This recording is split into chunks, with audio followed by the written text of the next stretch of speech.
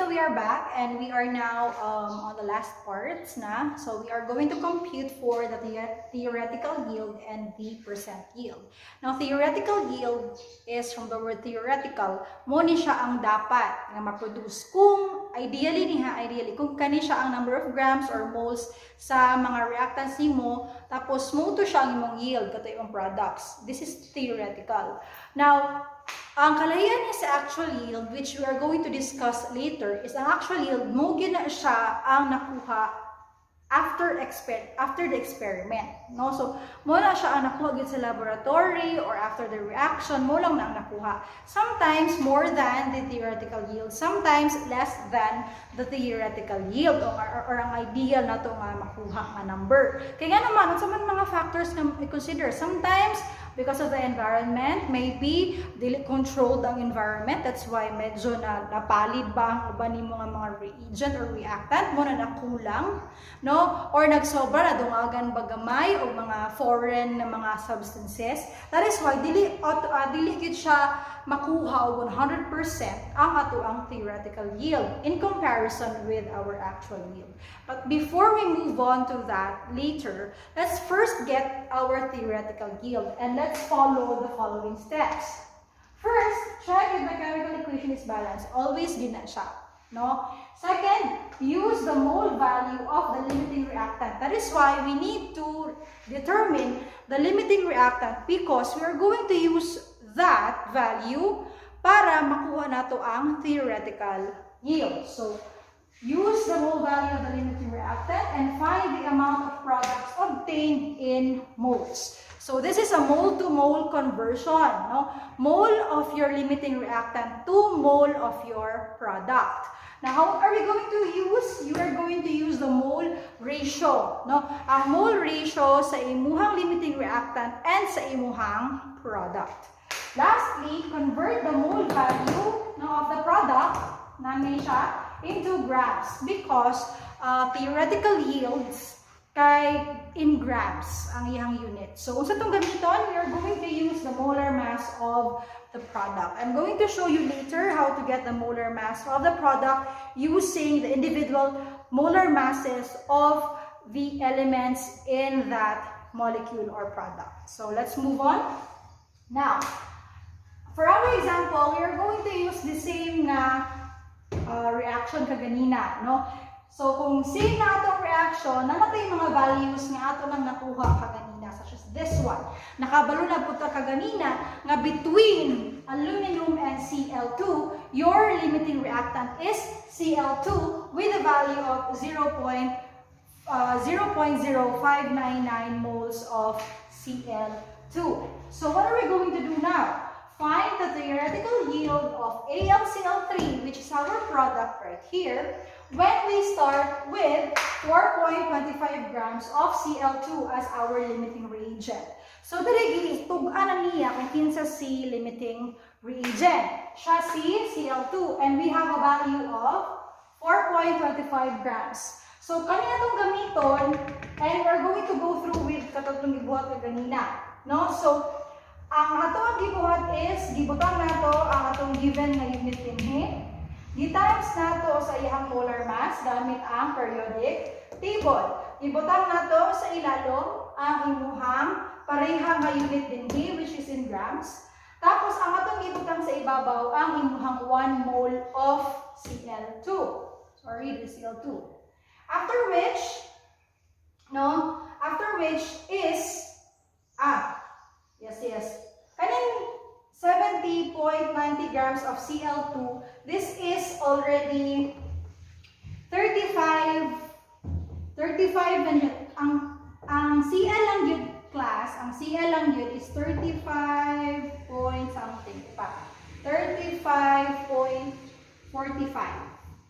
No, ano yung sabon ha? This is 35.45 grams. 45 grams.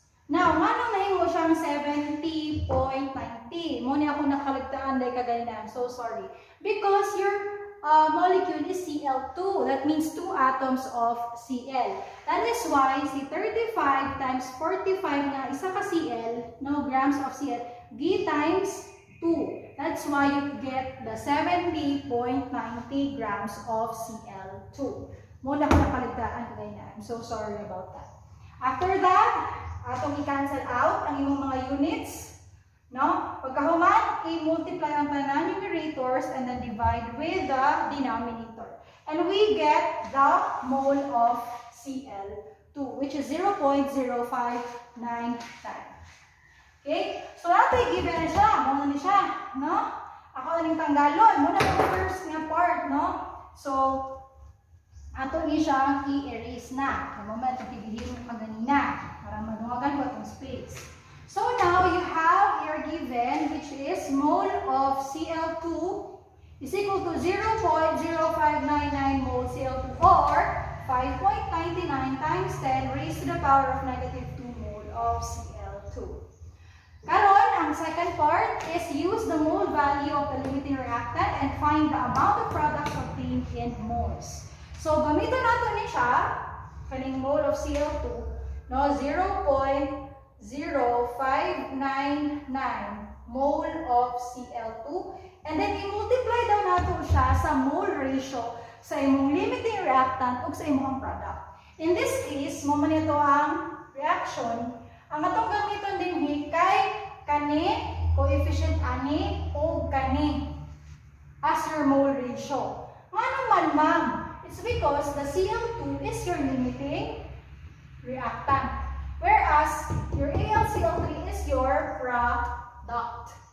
Klaro? So, ang pagka-plaster ani is na dapat nasa ilalom si mole of Cl2. Nga naman, ma'am, kay para ma-cancel out ni siya dinhi. Diba?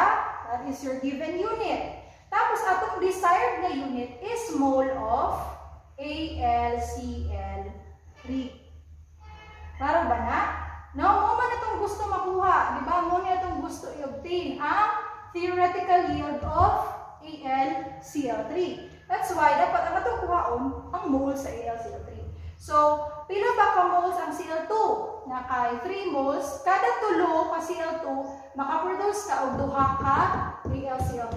That's why you need to put 2 sa taas. Tapos, cancel out, iparehaman sila og units. And then, i-multiply ang numerator and denominator. So, this the numerators then divide the denominator. So, 0.0599 times 2 mole of AlCl3 divided by 3. So, sinabilin, mole of AlCl3 because that is our desired unit. Our final answer is, in your module, the answer is,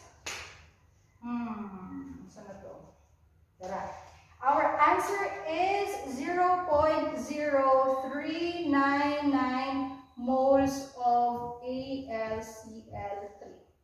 Mo ni ang ato ang mole value. Amount of product obtained in moles. Okay, muna siya. Last step is, mole ratio, katong yung ganina, ito. Our last step is, we are going to convert the moles into grams. Kung saan na itong gamiton, we are going to use the molar mass of your product. So now, for our last part, we are going to use first given unit 0.399 moles of AlCl3. Karon atong gamiton ang molar mass. So before ta, nakasulat din ha ang molar mass. Ato siya siyang i-compute. So, pila ka po? AlCl3. Meaning na siya isa ka Al, ang Al nimo is 26.98 grams. Ang imong Cl is tulo. So, 35.45 times 3.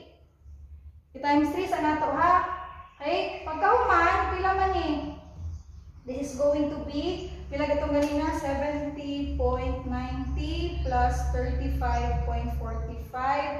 That is 5, 13, 6, 6, and then 106.35. So this is going to be 106.35 grams of Cl. Pagkahuman, i-add nato ni o kani. So, 106.35 grams of Cl plus Cl3 na siya. 26.98 grams of aluminum. Pilang total ana? That is dili sa ito ang panang gamitin ha. Ito ang module. That is 133.33 grams of AlCl3. Ina na pagkuha sa molar mass sa imong product. Imuhang kuha paunin mo ang individual nga molar mass sa imong elements. Pagka mo i-multiply nimo sa number of atoms pod kung pila. Okay? So wala siya. Now we are going to use this here. No? Asa man ito na i-plaster, ma'am? Dapat sa ilalom si mole of AlCl3 para ma-cancel out niya siya. Tapos sa ibabaw si grams of AlCl3 para ma-cancel out lagi ni. Ang mabilin, grams. Naman itong target. So, nasa ilalom is 1. No? Ang nasa ibabaw si 133.33 grams of AlCl3. Then, atong i-cancel out. Tapos, atong i-multiply ang numerator. 0.0399 times 133.33 grams over 1. Our final answer to that would be ilan?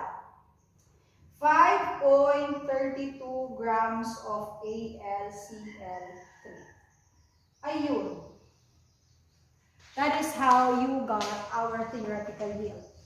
Well, that means, ideally, no, in idea, in theory or theoretically, ang ato makuha dapat nga product is 5.32 grams of AlCl3 given ang ato ang limiting reactant, which is Cl2 kaya na 4.25 grams.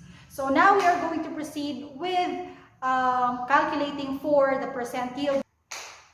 Hi everyone, and we are on the last part of our lesson for module 10, which is calculating for the percent yield. So again, katanina, i-explain ako ang theoretical yield.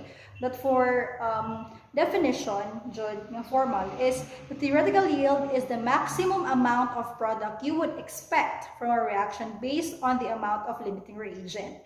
So kaning theoretical yield, makuha gani siya by calculations or calculating. However, in the laboratory, pag experiment na, lahi na ang nagawas karon. Katong isa nga yield or amount of product nga nakuha using experimentation is what we call the actual yield. Kung ato siyang gamiton in layman's term, no, na masabtan ninyo, this is expectation versus reality. Expectation is the theoretical yield mo na imong gi-expect na mugawas unta based on calculation. However, in actual or in reality, no, mo lang na siya imong nakuha. Pwede mo baba, pwede mo taas. Pag mo baba, that means na ay nakuha, no? Meaning, siguro pag-purify karon sa imong experiment, nakuhaan gamay og products, no? Or pwede na because of certain factors, environmental factors, sa imong experiment, nakuhaan, nayabo, naunsa ba na siya, nahuyop, natayhop, naadto sa mata sa ito experiment, I do not know. Pwede na siya. Pero pag masobra, that means accidentally na inaadto dito nga substance, muna na dungagan yung timbang. So muna siya ang kalahian sa theoretical and actual yield. Ang percent yield is muna siya ang pagkuha. Formula. Percent yield is equal to actual yield over theoretical yield times 100%. Okay? Now, sayon lang kayo ni mo yung pinakasayon nga stage if diretso na jud ka. Given na si theoretical, given po diretso si actual. Mo ni ang pinakasayon na buhaton. Good. So, for example, the decomposition of MgCO3 forms 15 grams of MgO or magnesium oxide in an experiment.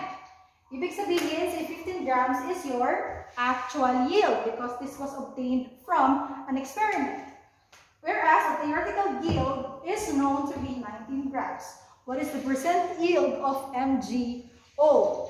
So, obvious na no?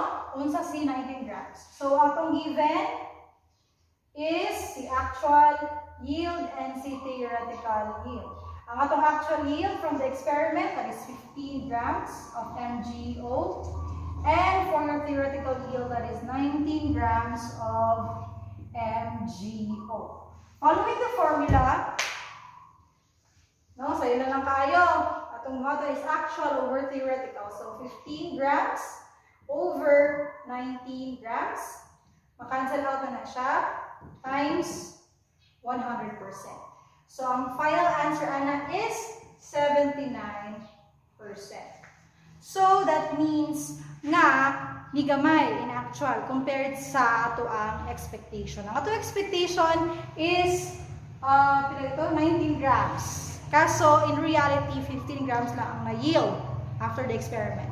So pila ba ang percent yield? Kung ato i-compare ang mga actual theoretical, ang iyang percent yield is 79%. Not perfect. Okay? So that ends. That is how you get your percent yield. And that ends our lesson for today about quarter 3 module 10.